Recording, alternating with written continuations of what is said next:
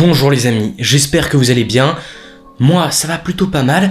Aujourd'hui, on va revenir sur l'épisode 4 de la saison 2 de Loki, qui lance clairement quelque chose. Je sens qu'il y a un tournant dans le MCU avec cet épisode-là.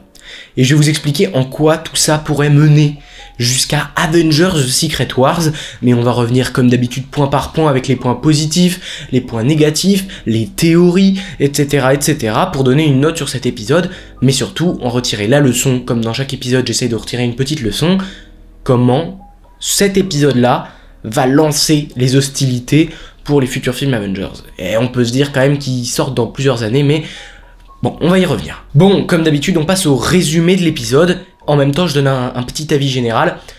J'ai beaucoup aimé l'épisode. J'ai beaucoup aimé l'épisode parce que ça nous remet dans les enjeux. On en reparlera dans les points positifs, mais ça nous remet dans les enjeux de la série, qui je trouve avait été un peu perdu depuis l'épisode 1, qui avait été largement mon préféré. Celui-là, je pense que c'est mon deuxième préf, derrière le premier. Voire premier, on ne sait... Enfin, à la réflexion, quand tu auras la série terminée, on pourra dire exactement quels sont les meilleurs épisodes. J'ai beaucoup aimé cet épisode 4. C'est mon top 2 pour le moment. Ok, donc effectivement, on pourrait résumer en disant que, ça y est, on rentre dans l'enjeu que le cœur temporel, la temporisation comme ils aiment bien l'appeler, le time loom, eh bien, est en train d'exploser, d'imploser plus ou moins d'ailleurs. Hein. Et du coup, il faut le réparer. Et maintenant qu'il y a Victor Timely au TVA, il va pouvoir le faire. Et sauf qu'en fait, ils le font trop tard, ce qui fait que... donc évidemment, c'est full spoiler, hein, mais ça je l'ai mis dans la description. De toute façon vous avez l'habitude puisque toutes les semaines c'est full spoilers. Hein. Puis voilà, je vois pas ce que je pourrais dire de non spoiler. Je vous invite à aller voir la série vous-même pour avoir votre propre avis. Mais la temporisation, le cœur temporel explose. D'ailleurs c'est le nom de l'épisode, le cœur temporel du TVA, le cœur du TVA. Et du coup, je trouve cet épisode assez intéressant, et je vous l'ai dit, je pense que ça va lancer quelque chose dans le MCU. Les tops des personnages, cette fois j'espère avoir mis les bons noms, parce que d'habitude, je me trompe dans les noms, enfin je fais des trucs un peu bizarres. Bref, là, Ravonna, j'ai bien aimé parce qu'elle prend plus d'importance, c'est pas forcément un personnage de fou, mais par rapport à l'épisode précédent où elle était vraiment en gros flop, là je trouvais qu'elle était mieux, avec un peu, disons que Miss Minute, on va y venir, mais Miss Minute passe un peu comme sa seconde, alors qu'elle avait pris le lead dans l'épisode précédent. Miss Minute dans cet épisode, on dirait presque le serviteur de Ravonna, ce qui fait que c'est un peu chelou, mais à la fois ça permet à Ravonna d'avoir une plus grande place, et elle est badass à plein de moments dans l'épisode, notamment le moment où elle tue des gens gratuitement. Ça fait quand même plaisir, elle est quand même bien badass. Bon, elle finira par se faire élaguer par Brad, malheureusement, mais je trouve qu'il y a quand même un step-up concernant l'importance et comment le personnage en impose. Donc là, j'ai plutôt aimé, par rapport à l'épisode précédent où elle était vraiment en demi-teinte, je l'avais mis dans les flops. Victor Timely, pour moi, c'est sympa. J'aurais juste à redire que le personnage finalement il a une mort un peu débile, très surprenante à la fois et très intéressante, mais à la fois on avait envie, enfin je vais le dire, mais on avait vraiment envie que Victor Timely devienne celui qui demeure. On avait envie qu'il y ait cette boucle temporelle là, ce serpent qui se mord la queue de Victor Timely, c'est lui qui va devenir celui qui demeure. À un moment dans l'épisode, Ouroboros dit à Victor Timely, je me suis inspiré de toi Victor pour tes travaux. Pourquoi? Alors oui, d'accord, il a fait des travaux, mais il est au TVA Ouroboros, il a toutes les infos, Miss Minute peut lui filer, elle était en lien avec celui qui demeure. Pourquoi il a eu besoin de s'inspirer des travaux de je ne sais qui? Normalement il doit avoir les mécaniques du truc. Enfin je ne comprends pas réellement pourquoi il a besoin des travaux, des recherches de Victor Timely. C'est quand même, c'est ça qui me fait virer Ouroboros des tops, et aussi une petite incohérence à ce niveau-là, mais si vous n'êtes pas d'accord, mettez votre avis en commentaire, ça m'intéresse. Et puis Mobius, je le mets parce que j'ai décidé de le mettre à chaque fois. J'adore Owen Wilson, même si c'est vrai que il est moins en vue quand même depuis l'épisode 3, il est comme moins en vue, c'est assez dommage, comme Loki d'ailleurs, hein, moins en vue. Mais on passe aux flops. Les flops, et pour le coup, ils sont gros. Alors Miss Minute, qui perd totalement sa fonction de l'épisode 1, elle a l'air de mourir, mais c'est hyper nul, puisqu'elle avait commencé à avoir un développement hyper intriguant, avec quelque chose de plutôt nouveau, en fait, dans ce MCU-là, avec une IA qui commence à avoir des émotions. Pour moi, ça reflète très bien le problème des personnages Marvel. Ils ont pas un développement complet à chaque fois. Pour moi, le seul qui l'a eu, c'est Tony Stark. Mais Miss Minute, il fallait qu'elle fasse cette prise de conscience-là, qu'elle se mette à l'évidence que c'était une IA et qu'elle pouvait pas faire autrement, ou en tout cas qu'elle finisse un espèce d'arc. Là, si elle est vraiment morte, j'imagine qu'elle va peut-être revenir, mais si elle est vraiment morte, je trouve ça dommage. Parce que, selon moi, elle a pas fini son arc du tout, pas son développement, c'est assez précipité, c'est assez rushé, donc... Je trouve ça dommage. Franchement, c'est un flop de l'épisode Miss Minute. Sylvie, encore une fois, je le dis, je le redis, je le re-redis, je suis peut-être un peu monomaniaque, mais je trouve que Sylvie ne sert à rien dans cette série, dans la saison 2 évidemment, parce que dans la saison 1, c'est pour moi le personnage principal qui a sa plus grande importance. Dans cette saison-là, c'est quand même beaucoup moins le cas, elle ne sert à peu près à rien en fait. Dans l'intrigue elle est là, mais elle est là parce qu'elle existe, mais elle n'a aucun intérêt au niveau de ce qui se passe, des enjeux, enfin elle est là un peu comme un cheveu sur la soupe en fait. Et Dox, c'est le personnage que depuis le début de cette série, je ne comprends pas ce qu'il fout là. Qu'est-ce que c'est que ce personnage ? Ce personnage, ils l'ont mis pour mettre cette actrice dedans, j'imagine, je n'en sais rien. Mais pourquoi ont-ils fait ce personnage qui fait un truc qui n'a absolument aucun sens dans l'épisode 2, j'en ai parlé, allez voir ma review si vous avez envie. Et puis, qui revient maintenant, après avoir été emprisonné. D'accord. Est-ce que c'est intéressant ? Je sais pas vraiment si c'est réellement quelque chose qui va venir nous donner envie de regarder la suite. Et surtout que elle n'a pas de développement, c'est un personnage qui n'a pas de développement, qu'on voit peut-être maximum 20 minutes à l'écran et qui est présenté comme un personnage qu'on connaît bien, où on connaît les intentions et tout. Bah, je suis pas d'accord. Elle méritait au moins 10-15 minutes de plus de développement, de nous expliquer son passé, c'est pourquoi elle est autant attachée au TVA, qu'est-ce que son... Voilà, il manque des choses. Alors peut-être que la série a été, coupée, charcutée, mais je sais pas, il manque quelque chose en tout cas concernant ce personnage-là qui, je pense, aurait mérité mieux. Ou en tout cas mérité plus, ou mériter en tout cas disons qu'une histoire plus approfondie, largement. Voilà, donc ça c'était pour tous les flops, les tops. Maintenant les points positifs. Dans la continuité du premier épisode, j'en parlais, et je suis en accord avec moi-même, je pense que cet épisode-là, il continue l'épisode 1. Je trouvais que le 2 et le 3 étaient comme... Je dis pas qu'ils étaient inutiles, même si pour l'épisode 2, je le pense vraiment. Je pense, de l'épisode 4, j'ai l'impression d'avoir une suite logique de l'épisode 1. Sauf qu'en fait, elle intervient un poil trop tard quand même, cette suite, parce que pendant 2 épisodes entiers, on nous dit « Ouais, il y a un truc avec le cœur temporel », et on le voit pas.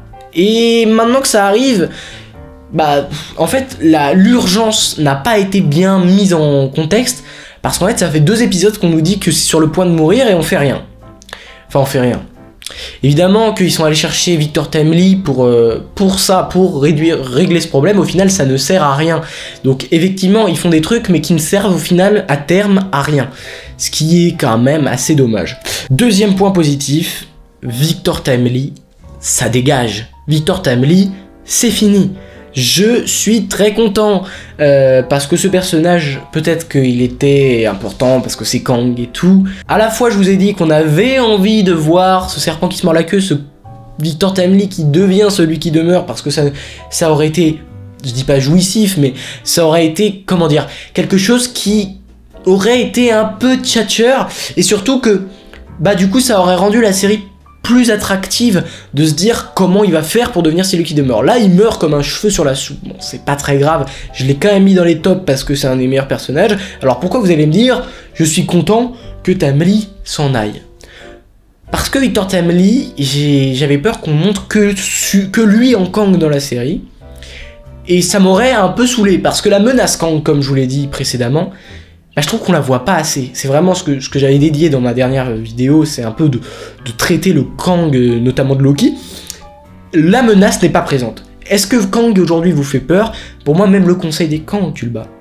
Parce que tous les Kang sont un peu moisis, ou en tout cas, pas forcément incroyables. Donc je suis content dans un sens, parce que j'espère qu'il y aura d'autres variantes de Kang dans les 2 prochains épisodes. Au moins un, mais pour le coup, un vrai Kang qui va tout démonter, ou en tout cas un Kang qui va nous faire un lien avec The Kang Dynasty ou Secret Wars. C'est ce que j'attends, mais évidemment je suis pas sûr que ça puisse arriver tout de suite, mais j'espère en tout cas. Parce que je le sens le coup, alors c'est pour ça que j'ai mis ou pas, c'est parce que je le sens ce coup de Timely qui va revenir dans l'épisode 5 ou 6, et qu'il y aura que un Kang par saison de Loki, alors qu'on est censé s'intéresser au multivers donc, mais on reste dans les points positifs, avec un cliffhanger de malade mental. Oui, ce cliffhanger de fin, il est génial. Alors je ne sais pas, l'avenir nous le dira. L'avenir nous dira si ce cliffhanger, si ce twist va nous amener quelque chose d'intéressant et va surtout être quelque chose, comme on le verra par la suite, qui va peut-être lancer quelque chose dans le MCU, enfin relier les projets, enfin faire quelque chose de cohérent, enfin faire des liens. C'est ce que j'espère en tout cas. Donc ouais, ce cliffhanger très... Je dis pas qu'il est surprenant, mais il est... T'as envie de voir la suite pour le coup. Là où les épisodes précédents, je trouve que vraiment, bon... À part l'épisode 1, encore une fois, mais 2 et 3, est-ce que t'avais envie de voir le 3 et le 4 ? Non, là, j'ai vraiment envie de voir les 2 derniers épisodes, de voir ce que ça va donner, parce que ça m'intrigue, parce que je suis dérangé par ça. Ensuite, une révélation un peu moisie. Oui, le dernier épisode nous teasait un truc de malade que évidemment, elle allait nous révéler quelque chose de fou, Miss Minute, par rapport à Ravonna, et finalement, bah, c'est pas dingue. C'est même, je dirais pas décevant, mais on nous avait teasé un gros truc, quoi. Moi, j'attendais pas forcément, parce que j'avais imaginé, vous avez qu'à revoir ma review de l'épisode précédent, j'avais imaginé qu'elle lui dirait que celui qui demeure a effacé sa mémoire, mais j'ai envie de vous dire, c'est logique, on le savait déjà en fait, puisque Loki est allé dans le passé et il a découvert que Kang était allié à Ravonna, et comme Ravonna ne s'en souvenait plus, c'est absolument logique qu'on lui efface la mémoire. Du coup, l'espèce de climax de l'épisode 3 ne sert pas à grand chose, parce qu'on sait déjà ce qui va se passer. Deuxième révélation un peu nulle, un peu décevante, c'est celle du fait que dans l'épisode 1, on voit un Loki qui se fait brouiller, ou comment on dit, élaguer par quelqu'un, un mystérieux personnage. On avait déjà capté que ça allait être Loki, hein, je vous l'en avais fait dans ma review numéro 1. Et donc Sylvie, qui elle, pour le coup, du coup en fait, n'était même pas dans le coup. Et ce qui est intéressant dans l'épisode 1, c'est qu'on se disait, mais pourquoi ils ont forcément prévu, c'était un plan méthodique de faire que Loki soit élagué par quelqu'un. Et en fait, ce téléphone-là qui sonne, il était uniquement pour attirer Loki, ou en tout cas, on pensait que c'était énigmatique, qu'il allait vraiment aller voir, il y allait avoir un pilier de l'intrigue concernant ça. En fait, c'est juste qu'ils sont tombés par hasard sur Loki, que Loki était derrière, il l'a élagué, et au téléphone, ces personnes embarquent Obi qui dit dépêchez-vous, on n'a pas le temps. Je m'attendais à mieux. Honnêtement, quand j'ai vu dans l'épisode 1, je me disais qu'il y allait avoir un truc de malade concernant ça, ou que ça allait nous mindfuck le cerveau, ce qui n'est pas du tout le cas. Et enfin, j'appelle ça un point négatif parce que je trouve que c'est pas assez clair, le time loom et la fin des temps.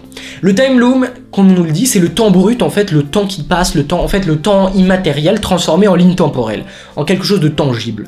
Donc en fait, toutes ces lignes temporelles, c'est grâce au time loom qu'elles se créent. Jusque-là, vous me suivez.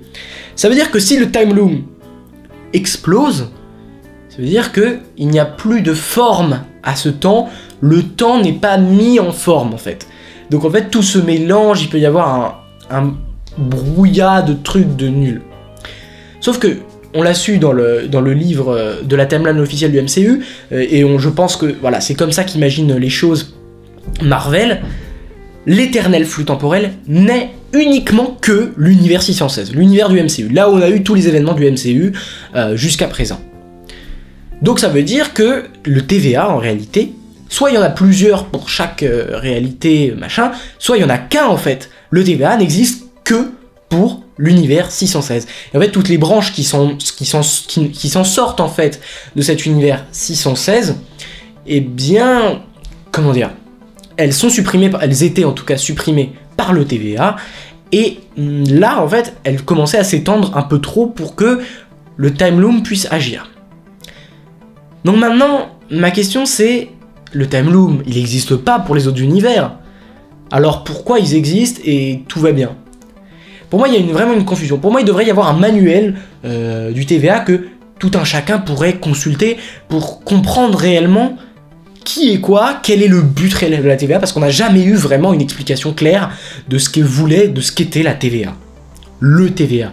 Je vous ai dit pourquoi je peinais à dire le TVA, parce que c'est la Time Variance Authority en VO et pas le tribunal des variations anachroniques, voilà. Et en théorie, alors là, c'est là que ça va être assez intéressant, c'est qu'on voit voilà, ces images-là, donc si vous voulez pas connaître la suite, ou voilà, vous pouvez vous en aller maintenant. Ça, c'est des images qu'on voit dans les trailers ou dans les différentes images. Il y en a plein d'autres, hein, mais en gros, Loki va être rebrouillé dans le temps. Sylvie va voir cette espèce de forme qui ressemble un peu à un espèce de concept du multivers une fois qu'il n'y a plus cette limite du time loom. On voit Kazay qui est je sais pas, dans une rue assez effrayée, puis B15 qui est le chasseur B15 dans une infirmerie. Je me dis que peut-être, tout d'un coup, ils vont se retrouver, après cette explosion-là, tous dans leur timeline d'origine. Je sais pas pourquoi exactement. Parce qu'en fait, ça va faire comme si le TVA n'avait jamais existé. Ça, c'est une petite théorie que j'ai. En revanche, on voit aussi que Loki se retrouve dans le TVA, dans le passé du TVA, encore une fois. Je pense qu'à ce moment-là, alors ça c'est une théorie, mais je pense que Loki, à ce moment-là, où tout va exploser, il va se retrouver rebrouillé dans le temps, donc recoincé entre les temporalités, et il va se retrouver dans le passé du TVA, avant que bien sûr ça explose, et il va tout mettre en œuvre, depuis le début de la série Loki, c'est-à-dire la première série, en fait il va se retrouver un peu dans ces événements-là, et faire en sorte que, en fait, la destruction du TVA n'arrive jamais. Voilà, que le time loom ne soit jamais détruit. Et du coup, refaire les événements, de changer le cours des choses. Est-ce que vous êtes d'accord avec ça? Dites-le moi, je n'en sais rien. Mais du coup, on le voit devant un magasin de jet ski. Il va peut-être retrouver Mobius qui sera dans un magasin de jet ski. Peut-être que B15 sera infirmière. En fait, il va aller récupérer dans leur branche temporelle les gens du TVA qui n'y sont plus. On vient au sujet principal. Comme je vous l'ai dit, pour moi, le time loom, il mettait en forme, en tout cas en belle forme, les timelines. Vous voyez, l'éternel flux temporel, c'est un truc bien lisse, bien droit, et du coup, il le mettait en forme. Évidemment, quand il peine de plus en plus, les timelines sont un peu foireuses, et là, quand il n'existera plus, ce sera carrément des spaghettis qui se mélangent comme des pâtes, en fait, qui se mélangent. Et comme il y aura maintenant... vous voyez qu'il y a plusieurs univers. C'est-à-dire, imaginez plusieurs éternels flux temporels, parce que celui qui nous intéresse en est un, mais où il y a des branches qui commencent à pousser. Dans d'autres, il y a aussi des branches, et il y a aussi ça. Maintenant que les branches vont commencer à partir dans tous les sens, il va sûrement y avoir des incursions, des univers qui rentrent en collision, et qui finissent par détruire tous les univers. Ce qui va mener à Deadpool 3, parce que l'univers de Deadpool va du coup être impacté par ça, et du coup va devoir essayer de sauver le multivers, ou en tout cas le fait que dans cet univers là qui doit être mitoyen avec celui du 616, il y ait des branches qui partent, les deux se rentrent en contact en fait, et en fait Mobius intervient, ou le TVA intervient pour couper les branches, pour empêcher une multitude d'incursions et la fin du multivers. Voilà, ce qui peut mener à Avengers Secret Wars, avec plus qu'un seul univers, celui du 616, et la destruction même totale du multivers. Voilà. C'est pour ça que je pense que c'est le début de quelque chose en fait. Cet épisode, j'espère en tout cas, parce que s'il vous plaît, faites-le. J'espère que c'est le début de quelque chose qui mène à Secret Wars. Alors oui, vous allez me dire, Secret Wars, ce sera en 2027, voire 2028. On est en 2023, c'est dans 5 ans. On va pas avoir tout de suite de préparation. J'ai envie de vous dire oui, et j'ai envie de vous dire non à la fois, parce que il va y avoir énormément de projets dans le MCU, mais qui seront pas forcément liés à Secret Wars, et on avait clairement l'impression que le plan pour arriver à Secret Wars, c'est Loki, Deadpool 3, et Doctor Strange 3, et les 4 Fantastiques, et tout ça mené à The Kang Dynasty et Secret Wars. Pour moi, Loki, si la saison 2 de Loki ne mène pas à quelque chose, en tout cas à quelque chose qui va mener à Deadpool 3, qui va mener à Secret Wars, je trouve ça vraiment plus que dommage, mais je pense que c'est le cas. J'espère que c'est le cas, parce qu'au bout d'un moment, il va falloir qu'ils se bougent le fiac chez Marvel pour nous proposer des liens, pour nous proposer des choses qui s'entrelient et qu'on voit une direction globale de l'univers vers Secret Wars, ce qui n'est pour l'instant absolument pas le cas, puisque Quantumania, d'ailleurs, j'aimerais beaucoup qu'il y ait le conseil des Kang, comme il y a des théories qui disent que le final, c'est Loki qui va vous découvrez le Conseil des Kangs. Bah ça serait parfait en fait, parce que ça lirait Quantumania à Deadpool 3 avec cette histoire que je viens de vous raconter, à Secret Wars qui sera directement lié à Deadpool 3, ce qui fait qu'il y aura 3 projets au moins très liés. Avec un Doctor Strange 3 qui va être un peu solitaire mais qui mène du coup à The Kang Dynasty. On aura ce fil rouge avec Deadpool 3, Loki et Ant-Man 3 avec sûrement les 4 Fantastiques qui mène à Secret Wars. Et puis toute l'intrigue avec Doctor Strange, j'irais même peut-être Spider-Man qui mène à The Kang Dynasty. Voilà. Et puis tous les autres projets, puisqu'évidemment ils seront tous dans The Kang Dynasty, donc voilà. Alors attendez, parce que je voulais quand même vous mettre un Easter egg,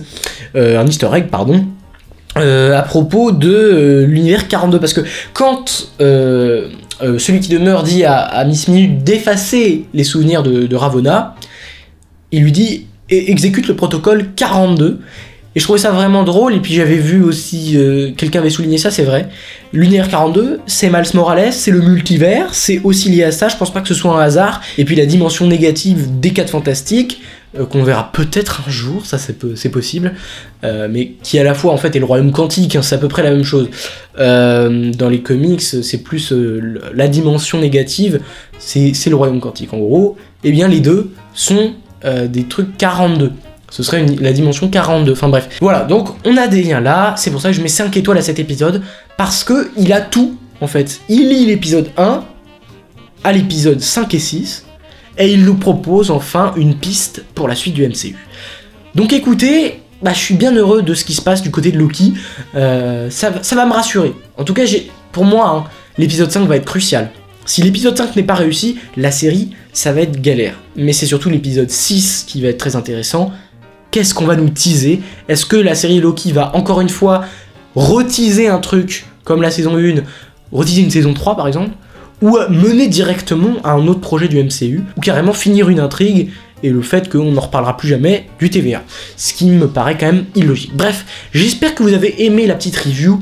N'hésitez pas à donner votre avis en commentaire. J'aimerais beaucoup savoir si vous avez des questions ou des trucs auxquels je pourrais répondre, ou en tout cas des trucs que j'ai mal compris auxquels vous pouvez répondre également. Ça me ferait extrêmement plaisir. Voilà comment Loki saison 2 prépare Secret Wars. Et puis voilà, n'oubliez jamais, subscribers, rassemblement.